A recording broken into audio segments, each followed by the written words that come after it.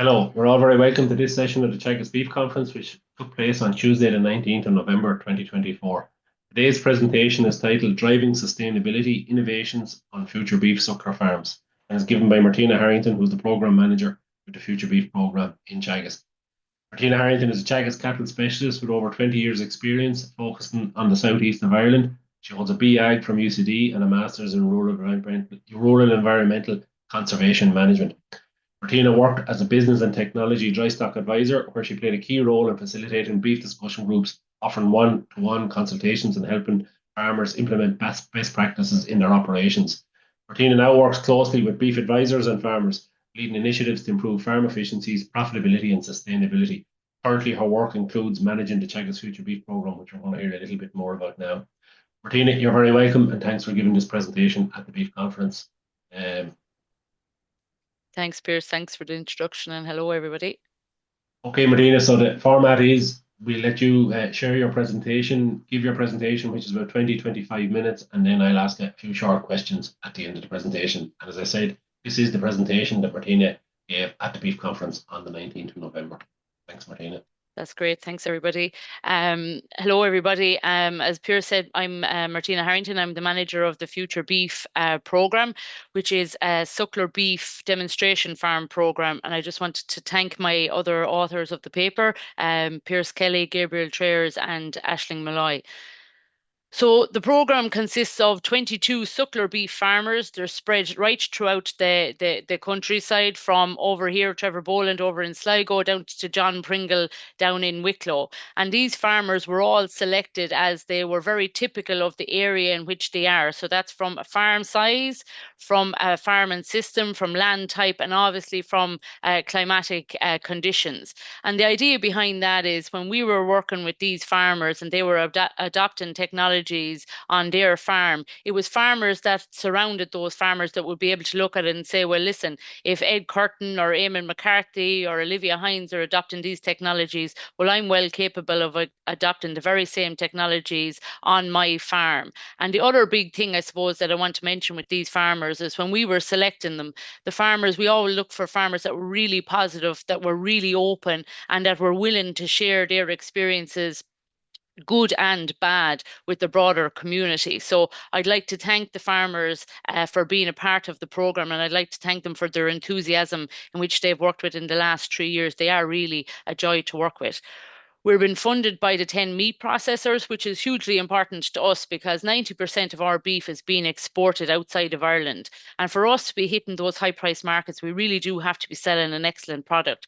So when we're working with the factories, we're able to see exactly what they're looking for. And then when they're working with us, they're able to see exactly what our farmers are doing to improve the quality of the product that they're producing and to reduce down their environmental impact on the environment so that we're able to sell this beef abroad. There's 3 advisors working in the programme: myself, Aisling Malloy, who covers the north half of the country, and James Milan, who's covering the south half of the country. We did have Gabriel Trayers on our programme, but he has moved on. He's regional manager now in the Roscommon Longford area. And we also work very closely with the local advisors in the offices, who are the advisors to these farmers and have been the advisors to these farmers for the last 10 and 15 years. And we want to thank them too, most sincerely, for working with us in the programme and bringing these farmers to our attention to be a part of the programme.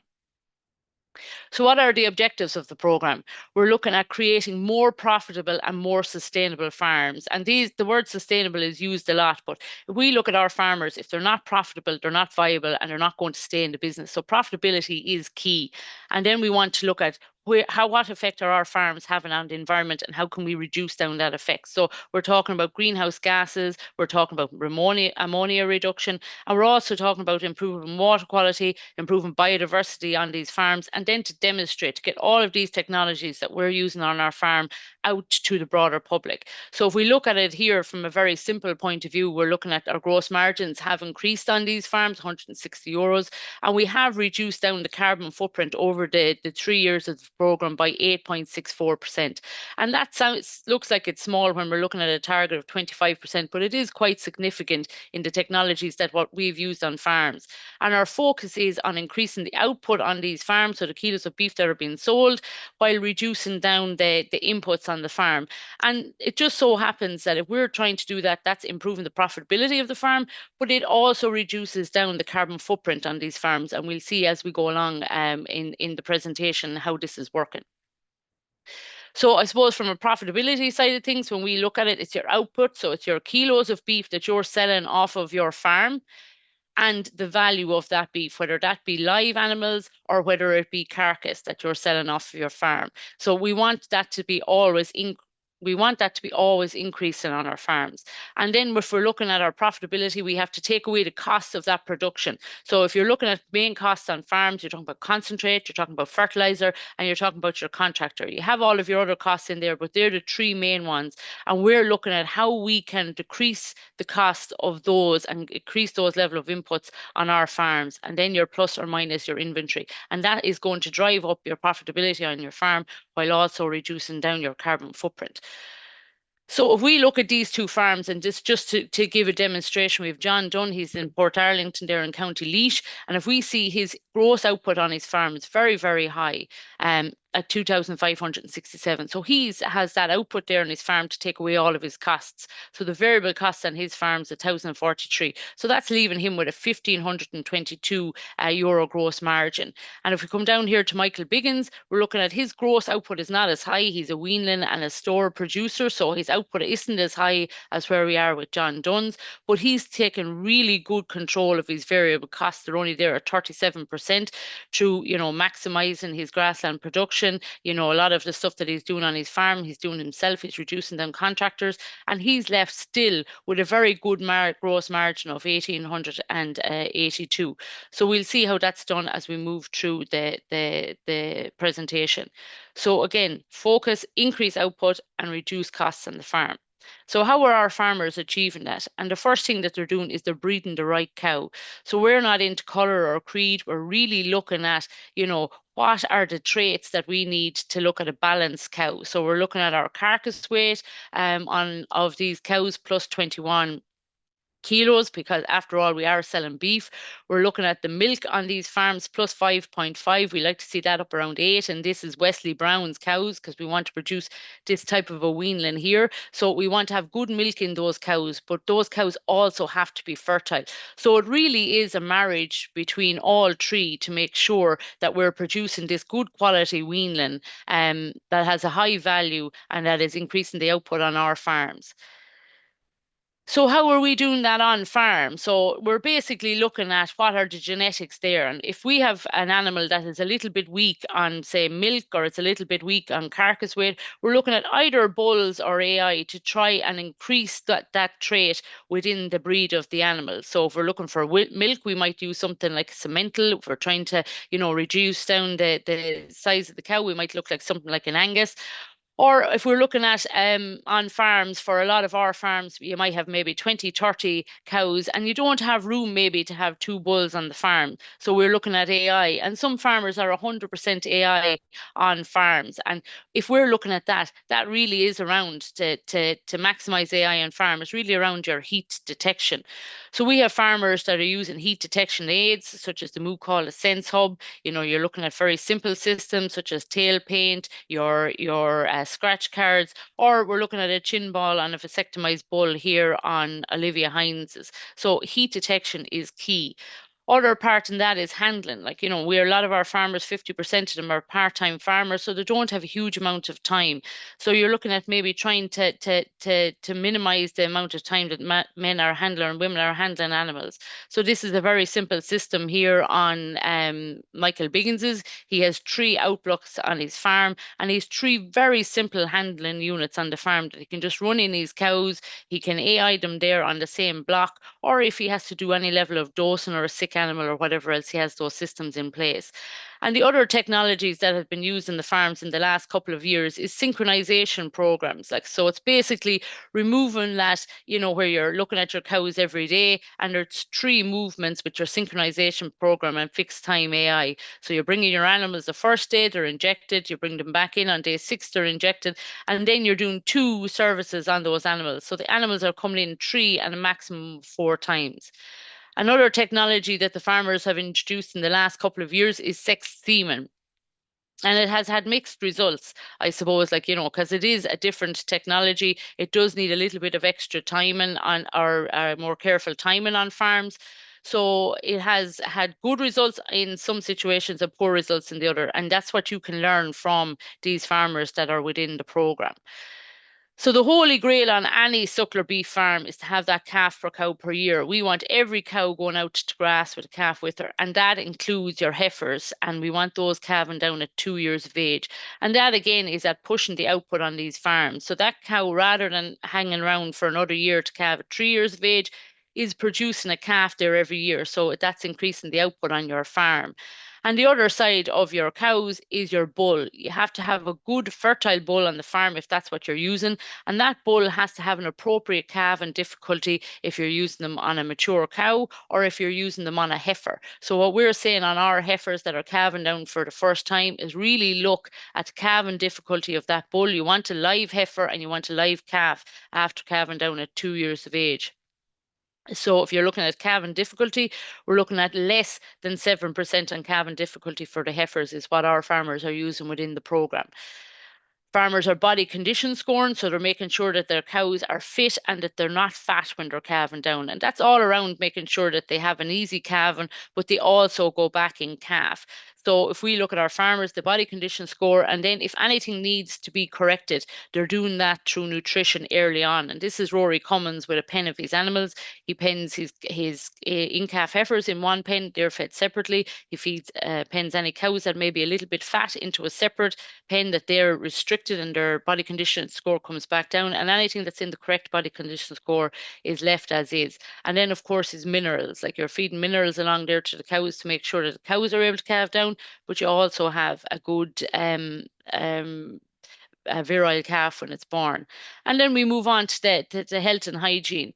We've worked with all of these farmers and looked and seen if there's any issues on their farms. And if there are, then they're going and they're vaccinating. John Dunn is here, he's vaccinating for Rota and Corona and IBR on his farm. We're ensuring that those vaccinations are going in when they're supposed to be going in. So if you're looking at Rota Corona, 3 to 12 weeks before the calf, and then that IBR is going in a month beforehand. And then these calves are calving into a good clean shed. So you're minimizing the chance of getting any levels of scours or pneumonia, and as soon as possible then that they're heading to grass. So if we look at how our farms have performed since they joined the program, these were already very, very good farms. They have reduced down their calving interval on their farm. They've reduced down the mortality on farm. And the big one here is they've increased their calves per cow per year from 0.91 to 0.96, which is all feeding into the profitability on the farm while also reducing down the carbon footprint per kilo of beef.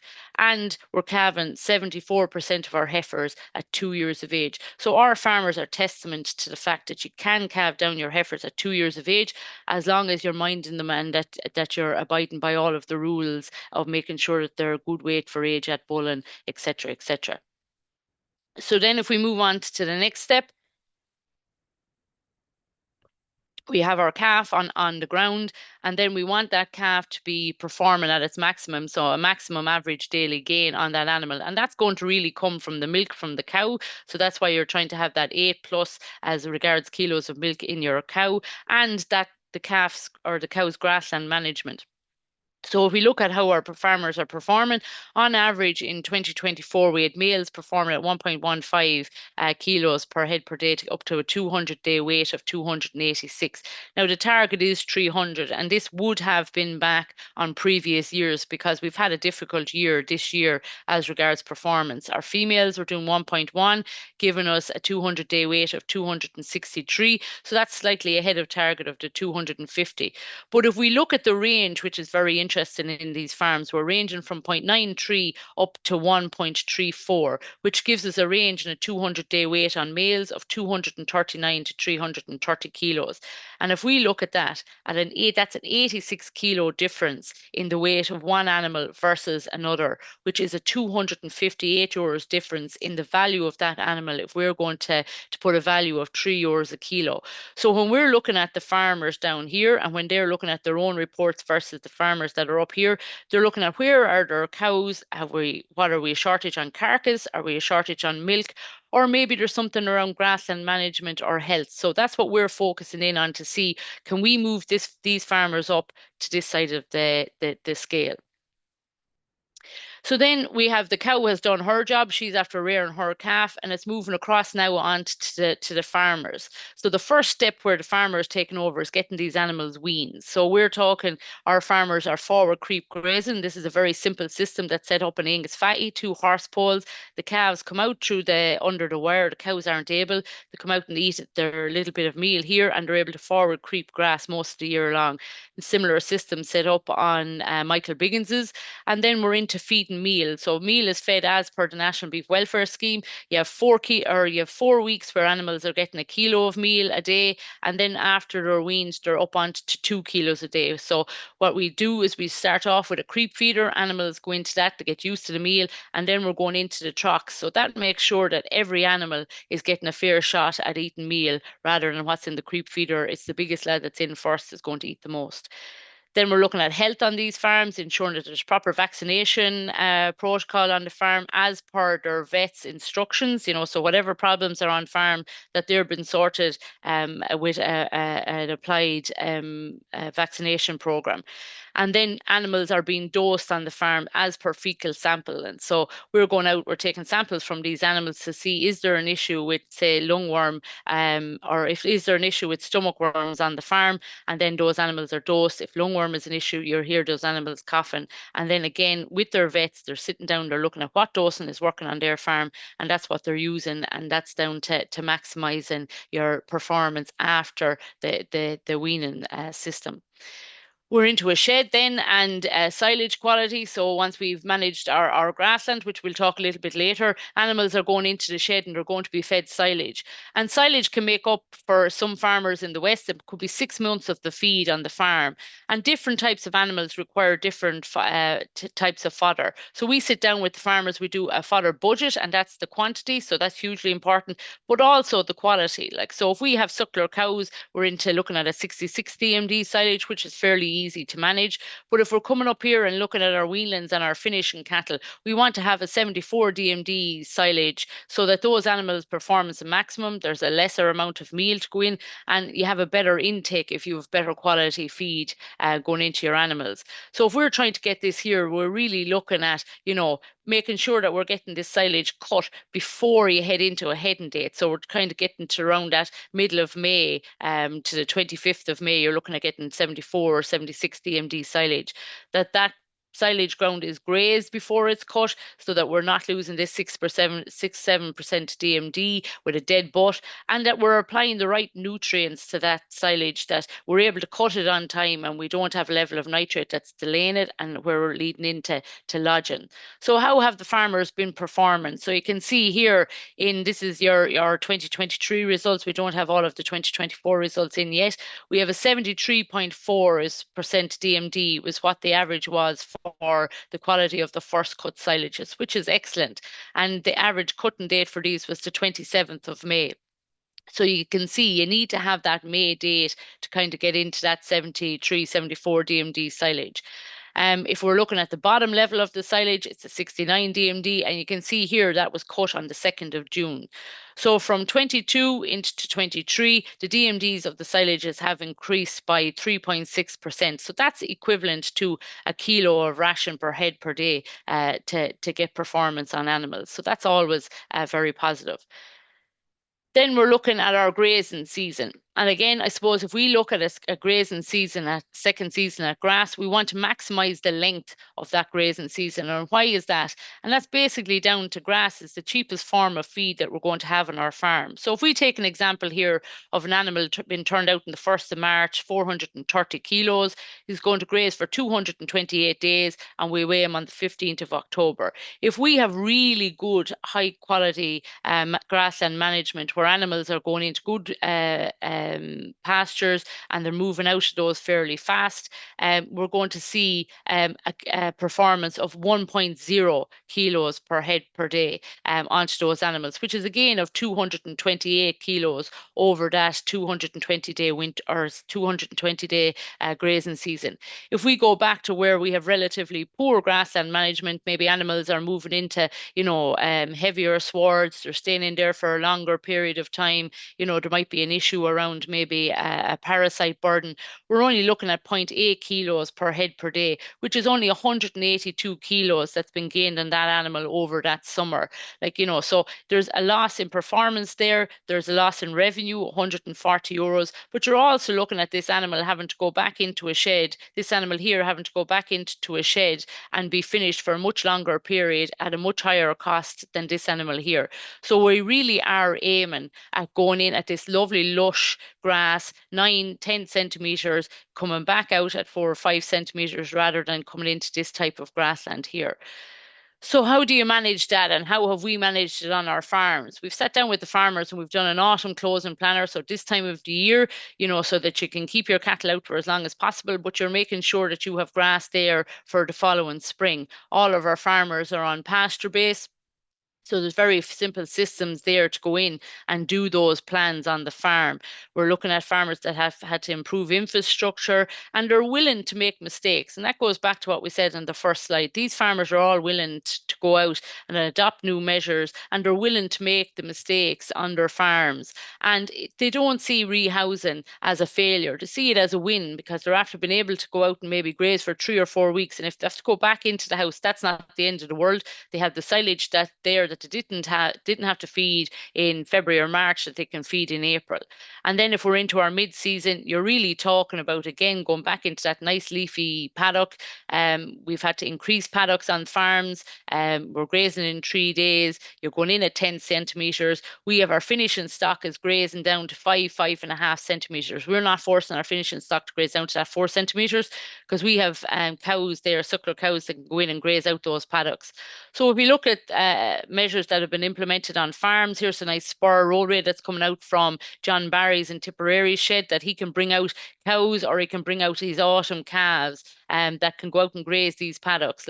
So we have Olivia Hines here, again, the same thing, a roadway down the middle of her paddocks. And this is James Skeeton. So he's very heavy land down in Clare. So if the paddock here is a little bit wet, he can go on past that paddock, go on, graze this one, and then come back to the one here when conditions are suitable. If we look at the mid-season, we're into higher numbers of paddocks, and these can be created using temporary fencing. Like Olivia here, she has a sheep, so it's a little bit more of an arduous affair. You have 3 strands of temporary fencing going across here. You need to have lots of water trucks so that you're able to divide up your farms. And Ed Curtin is another nice, simple system that he's set up. He's a wire here. He can move it across to there, and he can move his animals either up or down his main roadway. And he can do that on his own. He's part-time, so he can run into, this is an outblock of land. He can run into that on the way home, get his animals moved 10 minutes, and he's finished. So I suppose the other key focus area on our farms have been soil fertility. And the reason behind that is our nitrogen use efficiencies. So what we want to see, and science tells us that if we're down here at a very low pH, P and K, for the amount of nitrogen we're putting out, we're only getting about 35% of the value. Whereas we move across on this arrow here and we optimize our pH, our P and K, we're getting much better value for the nitrogen that we're putting out on those farms. So how have we achieved an increase in soil fertility on farms? Well, first of all, we've gone out and we've tested all of the farms. So we've gone out and tested all of the fields. There have been 30, 40 samples done per farm. So they know exactly where the soil fertility is in each field. And then we've sat down and looked at it and we've done a plan for these farmers. So the first thing that you're looking at is increasing the soil pH. So that's by putting out lime onto the farms. And it really is the best money that you're going to spend, because it's a soil conditioner, but it'll also help to release what other nutrients in the soil, especially P. So you can see where P indexes have increased on these farms throughout the 2 years on farm or 3 years in the program. We've tested the slurry. So like we're putting a value on this slurry. So if we put a value of 30 euros per 1,000 gallons, we want to know what's the value within that slurry. And then we need to put it out where it's needed. So silage ground more particularly, and also on ground that has low P's and K's. So we're using that trail and shoe to put out that slurry. So the use of the trail and shoe has gone from 37% up to 83% on the farms. But again, slurry is a very valuable resource. So we only want it going out onto farms when it's going to be taken up. So that's when your soil temperatures are up above that 6, 7 degrees and grass is actually grown. So 50% of the farmers within the program are building more storage so they can hold on to that slurry for longer and to make sure that it's going out when it's needed. And when we've all of these things done, then we look at how we're going to build those P's and K's using compounds like 18,612, not forgetting our sulfur, 13,620 and sulfur to build up the P's and K's. And then all the other requirements for nitrogen is covered by protected urea. And Patrick Forrestal has gone through the pros and cons of the protected urea. But the use on our farms has increased from 14 to 45%. And there's very favorable feedback on the use of protected urea, mainly from a workload point of view, that it's a 46% nitrogen percentage of nitrogen in the bag. So if I'm going out to spread 23 units and I'm spreading a 46 compound, I'm able to cover much greater area from a time point of view on my with that load of fertilizer. But also the price, it's about 20% cheaper than your can when you're putting it out in farm. And if we look at an actual result, this is Donica and Eamon McCarthy down in Waterford. If we look what has actually happened on their farms, when they started off in the programme, there was none of the farm that was optimum soil fertility. And after implementing the technologies that we said there, 50% or almost 50% of their farm now is up on optimum soil fertility. And what that has done for them is they've grew an extra 2.6 tons in dry matter of grass on their farm with no extra fertilizer in 2023. So that really is a win-win for them from a carbon footprint point of view, but also from a profitability point of view. So if we move on then to other technologies that have been adopted on our farms, in 2022 we had a great trip down to Salahead and we met James down there. And the farmers were really impressed with what was happening, like with the amount of grass that was grown with actually zero nitrogen on the farm. Very impressed there. And then we went to have visit Tim Marr. He's outside Rossgray. And he's a farmer again that has grown grass with no nitrogen input onto it. There is the P and K.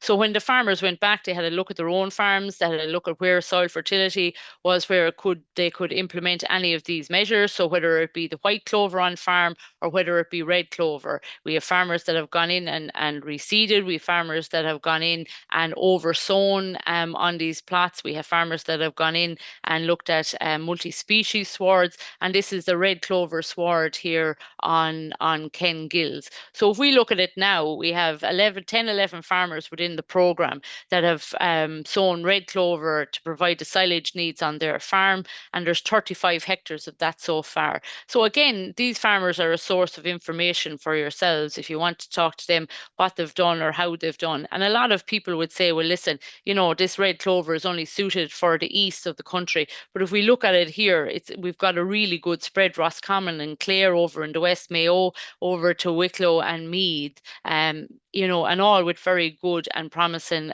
results from it. So our next part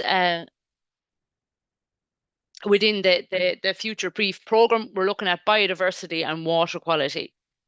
So we want to improve these, and we know that we have an issue in some areas with water quality. So all of the farmers got a visit from their ASSIP advisor, and they looked at the farms, printed out all of the maps and seen, well, where are the issues on your farm? And this is John Dunn's maps here. And you can see here, I don't know if you can see them very clearly, but these are where there's overland flow on his farm. So like if we have water that lands in this field, these are where it's going to flow down and into the river down along here. They're looking then to see, if there's an issue with phosphorus on these farms or if there's an issue with nitrogen. And these are all of the PIP maps that your advisors have access to them, either your ASSIP advisor or your local advisor, and they can tell you the exact same information as what we can see here. So then the farmers knew, well, what measures can I implement on my farm that's going to reduce my impact on water quality? So if we go and we look at what actually has happened on farms, here's John Dunn, there's the river here. So we could see those overland flow areas, and he's gone and he's put in a riparian zone here, which is basically going to grow and it'll have rougher grasses in it. It'll collect any sediment, and the grass here will collect up nutrients that are going across the overland flow areas, and it'll stop it getting into the water and reducing the quality. We have the same here along with Michael Biggins. He's fenced off the water here, and he's right on the edge of Loch Corrib, so it's massively important for him that water quality. He's not affecting the water quality there because it provides water into Galway. And then we have Michael McGuigan here on the Blackwater River, and he has fenced off the water course here. And the other thing that Michael has done is he actually planted a hedge. So all of this rough vegetation is going to collect any nutrients that's coming off the soil for now. But once this hedge is grown, it's going to provide an extra barrier. And they're now a part of the new Farming for Water EIP. And I'd urge everybody to talk to their local advisor and their ASP advisor to see what are the measures in that program that are available to you, because a lot of these measures are costed and you can get paid for them. From a biodiversity point of view and water quality, we like to have co-benefits, like, where we have measures on the farm that are protecting water, but are also advantageous from a biodiversity point of view. And this is again in John Dunn's, and we can see here it's a piece of ragwort that is being maintained on the farm, but you can see the caterpillars here and the cinnabar moth that is grown within that riparian strip. Here on Ken Gills, we have a lovely mature hedge grown up. On Kay O'Sullivan, she's fenced off this old relic hedgerow, and you can see where those so that bank is now protected. And we're here on Olivia Hines, which is it's a nice new measure that was under acres. It's 0.25 hectares of an area that's planted with trees, and that's on the north side of the shed to capture ammonia. So again, we have co-benefits to the measures that farmers are taking on. We've owl box here in Michael McGuigan's, and Michael might need to send it up here to Newford. Newford have an owl on their farm. They have a lovely area here at the top of the farm where you have lovely whitethorn and blackthorn gorse growing along here on rock, and we have a lovely old species-rich grassland, which we can see the cows and the calves are grazing here. And some of these areas might need, I suppose, a certain level of management, but they're only small areas on the farm, and they are massively important from biodiversity. We see a lovely area here along on James Skehan's where it's unsprayed up along by the edge of a woodland, and you can see all the bluebells and briars that are growing there that are providing forage for bees and cover for beetles and other wildlife. Lovely area here on Oliver O'Hara's in Leitrim, a wet area that has allowed, you can see all of the different species that's grown here. And then we have these more systems where we've seen in acres where John Pringle has planted a line of native trees, and that'll do two things for him. It's increasing the biodiversity on his farm. It'll allow for carbon capture, but it's also going to provide in years to come shelter for his animals.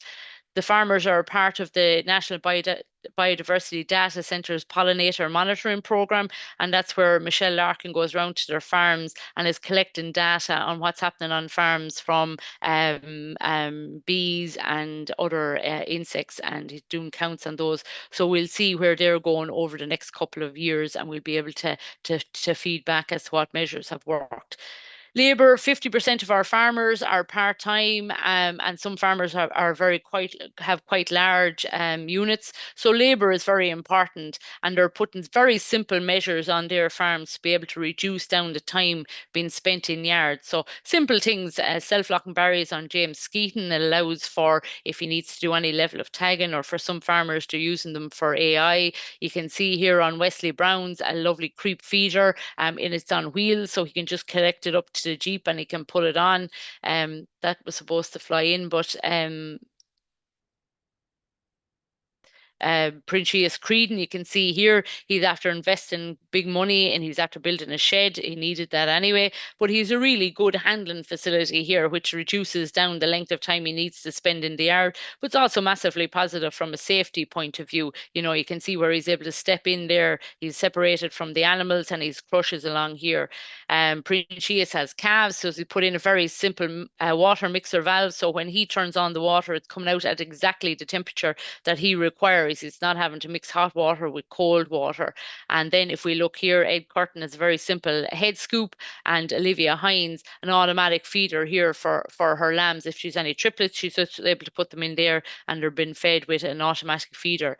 Very simple system here, a JFC meal bin. Animals, weanlings are being fed out here, 1 or 2 kilos. You're able to come up on a Saturday, put your meal into the bin and leave it there. Very simple system to get out and feed animals. And then we go back to what we seen earlier under the breeding side, a Sense Hub system set up here on McCarthy's.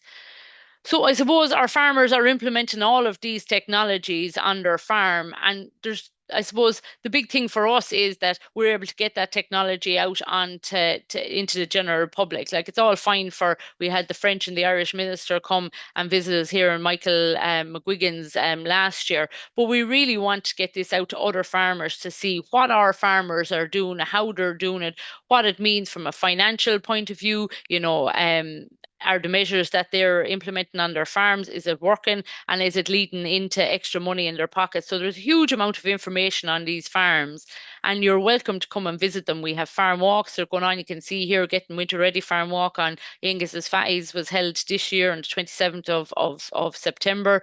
We had a national farm walk on Shan and Groiny Keaveney's in Roscommon on the 11th of September, and we have discussion groups coming in onto these farms all the time. We really want to get the messages that these farmers are doing a good job, what they're doing, how they're doing it. And you can talk to the farmer and say, well, listen, I did this, I made a mistake, and this is how I corrected it. So you're not starting off from scratch.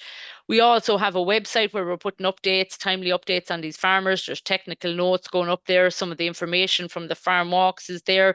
We have a newsletter that's going out to 7,000 farmers every month, with all different information of what's happening on the farm. We have social media posts. We're in the Teagasc Daily, Today's Farms, and Farm and Media. So if you just Google Teagasc Future Beef, you'll be able to find all of that information for yourselves. So thanks a million for that, Pierce. And if you have any questions. Great. Thanks, Martina. And I see you stop sharing there. So that's brilliant. Huge amount of information there. A lot of innovations taking place. And as you say, a lot of them that are a win-win for both profitability and for the environment. So just a couple of quick questions just to finish it up, Martina. You were saying there that, there's been that a good few of your farmers are using AI. How difficult has it been to get farmers that weren't using AI, that were using your traditional stock bull, to move over to an AI or even some AI on the farms?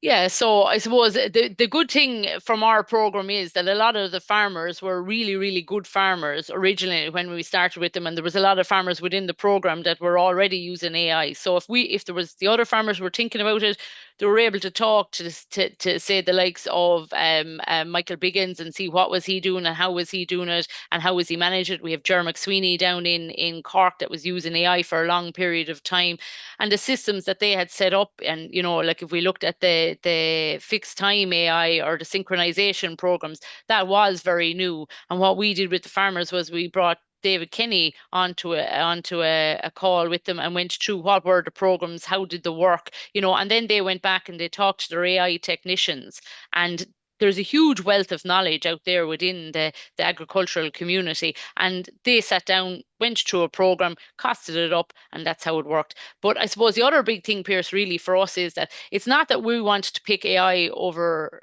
stock bulls. If you do a good job on picking your stock bull and that you're able to move and have maybe two bulls on your farm for terminal and for maternal, well then those bulls, there's every bit as good a quality bulls out there, but it's what system suits you. Okay, and was the you're saying that the sex semen? Some people look it up, some people didn't. Uh, Briefly, what were the issues? Was it a timing issue? What was it? Is it just a little bit of finessing in terms of timing, or what the your farmers see as the issue with it?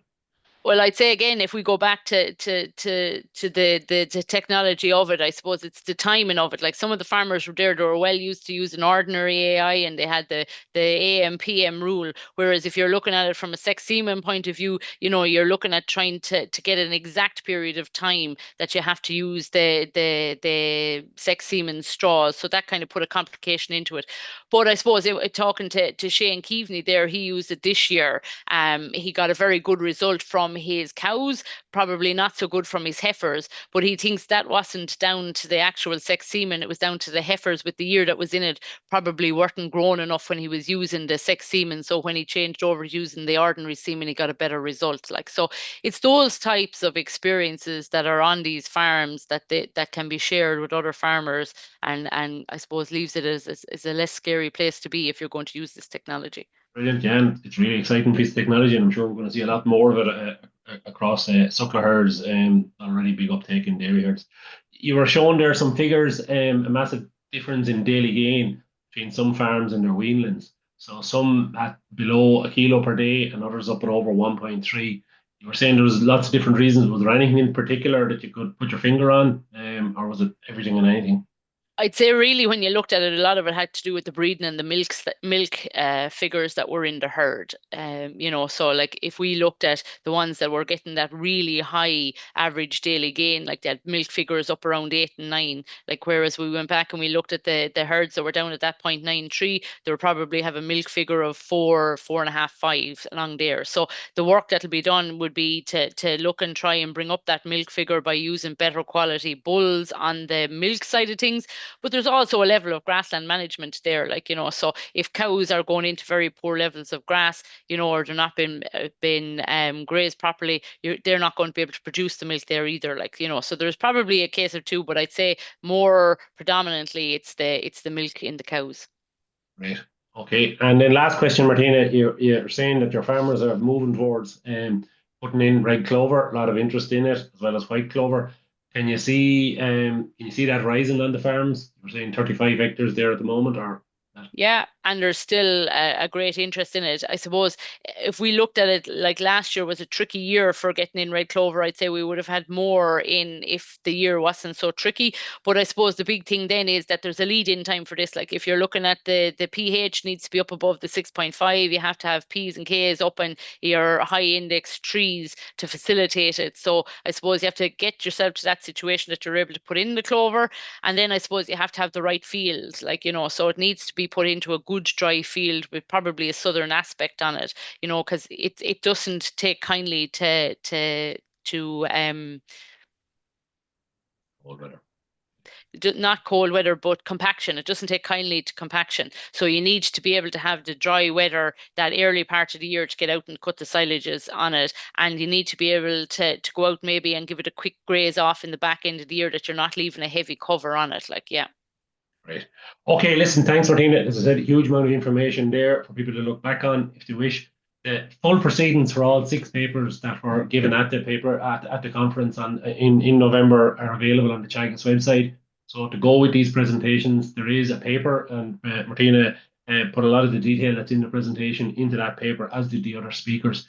If people want to go and they want to see any of the other five presentations that were given at the beef conference this year, they're also available up on the Teagasc website for people to go in and pick and choose which presentation that they want to look at. So at that, I'm going to just thank Martina again for giving a really informative presentation and to wrap this session up. Okay, thanks, Martina. Thank you. Bye now.